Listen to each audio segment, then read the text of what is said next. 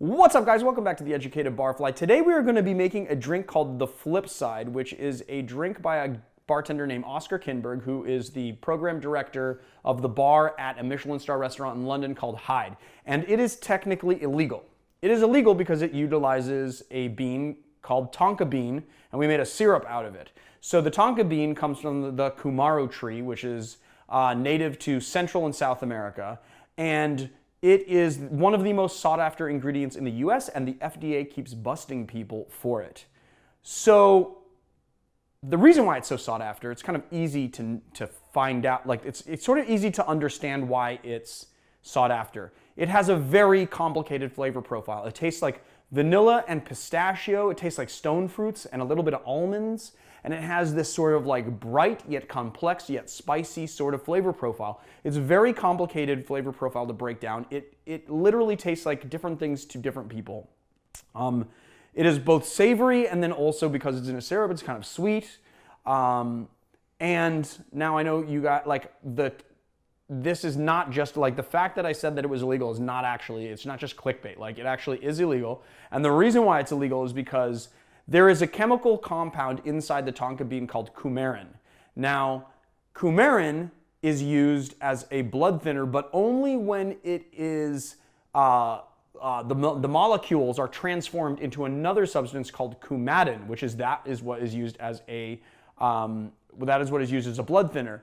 But because of some like defunct 1950 study, the FDA has banned the use of this. The thing is that tonka beans, if you really put it to the test, aren't any more, it has the same levels of toxicity as like nutmeg does, right? So if you eat like 30 whole tonka beans, then you might fall ill from it, but you're not going, it's literally not at all more toxic than almonds or nutmeg or any other, let's say, nut that has like a chemical in it, you know, that could make you sick in high doses.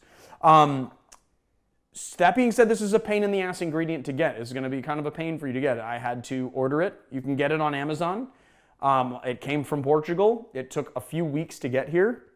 I've been planning this episode for quite a while. And then another little fun fact that Marius told me, because he's just full of fun facts today, is that the coumarin, that chemical compound, is actually responsible for the smell of fresh cut grass and what did you say, freshly dried hay? And freshly dried hay, which is interesting because when you taste it, you wouldn't actually think that, but I didn't actually smell it. Yeah, I mean, I can get that. I really do actually get that. More the hay than the. You know, when I was a kid, I used to vacation in New Hampshire, and we used to rent out this house, and there would be like a barn dance in this little town because it was just like this little like rural town in New Hampshire, and they would have these they'd throw these barn parties, right? And there would just be like square dances in the barn parties, and I used to hang out with all my little friends inside the hay lofts, and this really does recall that smell for sure. Wow, it's almost, yeah, it's great. Okay, well, I mean, let's get into the drink before all of the ice melts and everything. So, it's a rye-based cocktail. First thing we're going to do is just half an ounce of the tonka bean syrup. And then we're going to do 3/4 of an ounce of banana liqueur. I decided to use the more robust, darker Tempus Fugit banana liqueur as opposed to the Giffard Banana du Brazil, but you could also sub that out, or I think Mary Brizard also makes a banana liqueur. You could use that as well. All of that would work in this drink. And then we're going to do 1.5 ounces of rye whiskey. And I'm not sure if I forgot to say this, but that was 0.75 ounces of the banana liqueur. So it's 3/4 of an ounce. And then we're going to add a full egg. So this cocktail is a flip, and a flip contains a full egg. Look below in the show notes. I have written a little note on using raw eggs in cocktails. It is completely fine. I don't want to keep on reiterating it every time we do these cocktails, but just look below and you can read all about not really the dangers, but just the risks involved of consuming raw egg in a cocktail. But, you know, just as a little preview, it's fine and nothing's going to happen to you. Been doing this for many years and no one's ever gotten sick from it. So then we're just going to do a little dry shake to emulsify the egg and make it frothy.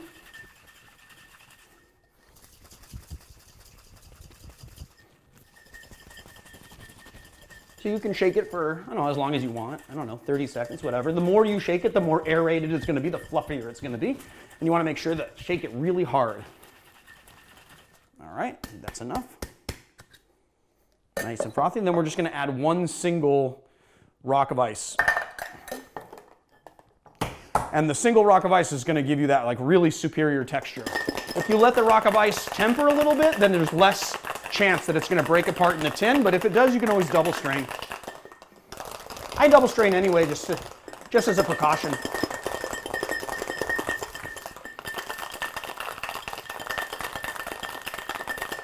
And the other thing is that when you shake with a single rock of ice, you get less dilution, and so like dilution's sort of your enemy here because it will sort of kill the creaminess in the egg. So I'm going to double strain just as a precaution. There we go. And then we're just going to top it up with a couple ounces of London Pride ale, which is going to foam it, but give it like a nice sort of dryness to it. I picked London Pride because it's just nice. It's like you don't want to do, I mean, it would probably be great with porter or stout or something, but I kind of feel like those flavor profiles would run over the more delicate flavors in the cocktail. So you want to make sure that the ale that you use is like a little bit, it's just like a standard ale. And I'm also using London Pride because it's a British cocktail from a British bartender. So let's take a sip. Oh man, that is good.